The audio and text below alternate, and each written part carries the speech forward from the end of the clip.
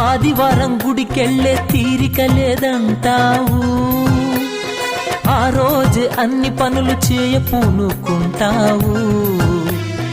ఆదివారం గుడికెళ్ళే తీరిక లేదంటావు, ఆ రోజు అన్ని పనులు చేయ పూనుకుంటావు. దేవుని సమయాన్ని నీవు దొంగిలిస్తావు, దేవుని సమయాన్ని నీవు దొంగిలిస్తావు.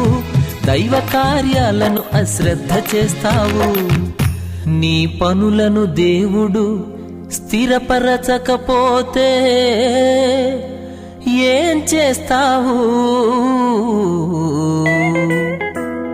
అవునంటే కాదని, ఉన్నదంటే లేదని అబద్ధాలతో కాలం గడిపేవా?